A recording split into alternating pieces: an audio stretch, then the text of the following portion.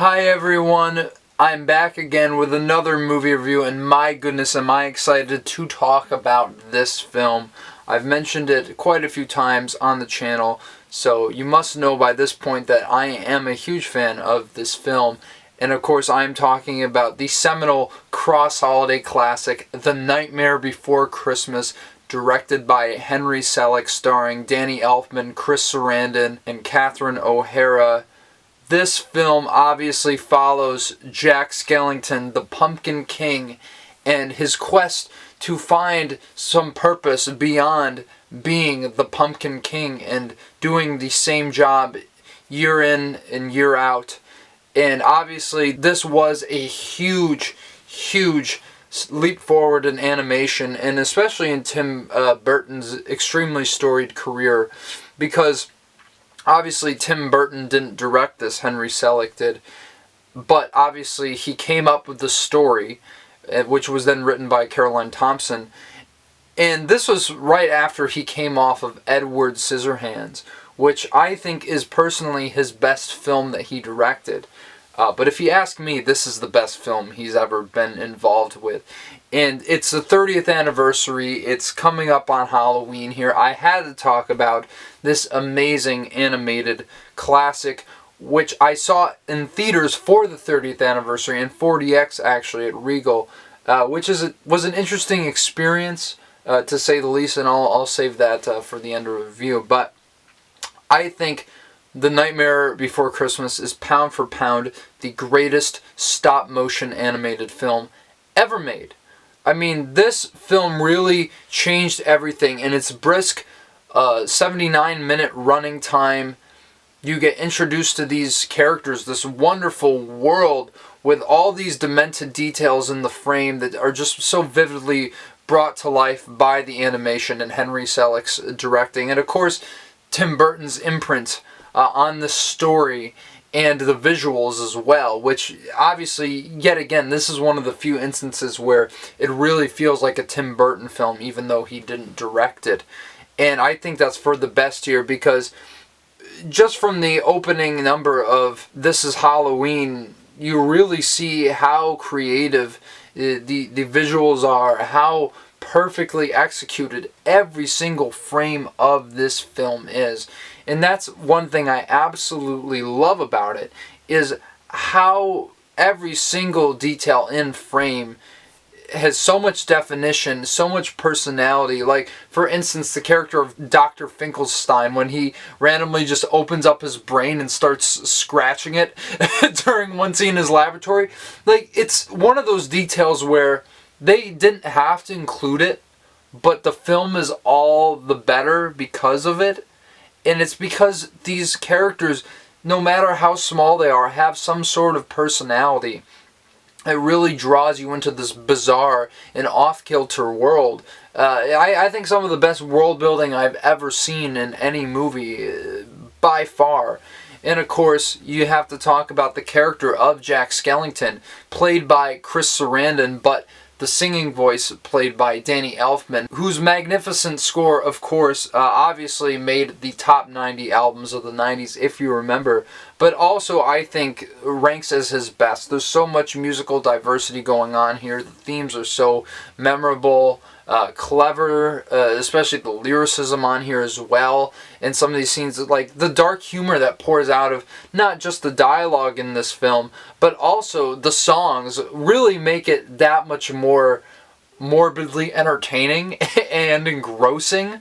I think it gives it an edge that some other animated films don't have, and I think Danny Elfman incorporates that into the music so beautifully. But of course, some of the numbers themselves, they aren't just creepy songs. A lot of these numbers are really beautiful, like Jack's Lament, which is really one of the most beautiful character songs I've heard in any movie.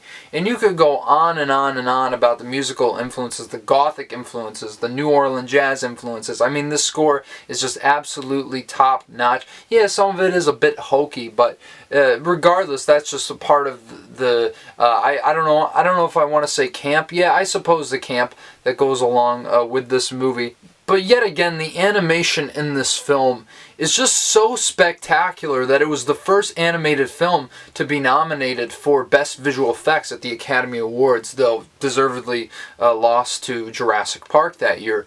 But the thing that's so amazing is the way shadows are utilized in the frame is so beautifully cinematic. And just the way they bounce between these worlds, of course, Halloween Town and Christmas Town. My goodness, the number of what is this? What's this? What's this? There's colors everywhere. I mean, just probably my favorite song in this entire film. But just the way they animate Christmas Town. The frost on the window panes just looks so unbelievably real. And it adds an authenticity to the stop motion and the visual effects in this film, and I think that's why they stand out so much. As I said, no detail was left unspared or unmarred. I mean, everything about this film is just absolutely technical perfection. But to me, I think the story is why this film really works, because essentially this film is an identity crisis first and foremost, because it's also about a man, or in this case, a skeleton, who essentially is driven to obsession, to the point where he becomes essentially delusional as to what his purpose actually is, and how, even though his purpose may not be fulfilling to him, there's a certain role he takes in society because that's what he was meant to do.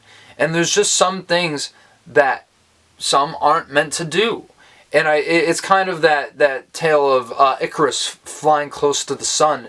And I think obviously that's paralleled very beautifully when he goes out on that disastrous Christmas night. And I absolutely love the number Making Christmas, yet again, when it comes to the dark humor and being incorporated into the music. It's such a creative scene visually, and the cross-cutting between Christmas Town and Halloween Town is absolutely genius. Just another reason to absolutely love this number and this scene. And the whole segment of the film where he's giving out the Christmas presents, and you see the terrified kids and their parents. Some of it's very deadpan, some of it's very over the top, and not in a bad way, because I think it adds so much to the morbid sense of humor that is present in this film.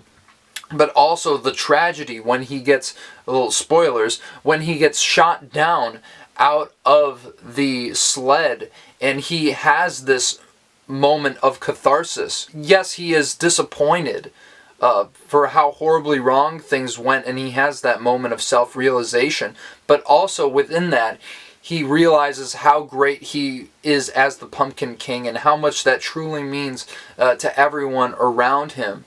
And I absolutely love that this film is almost Shakespearean in tragedy.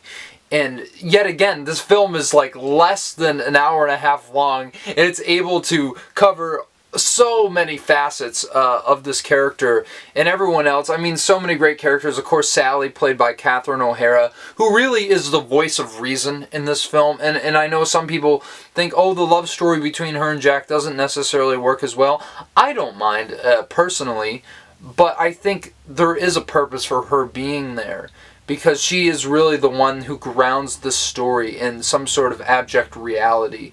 And I absolutely love what she does in this film. Of course, Oogie Boogie, what a wonderful character. And of course, the three little troublemakers, Lock, Shock, and Barrow, one of which played by the late Paul Rubens, rest in peace.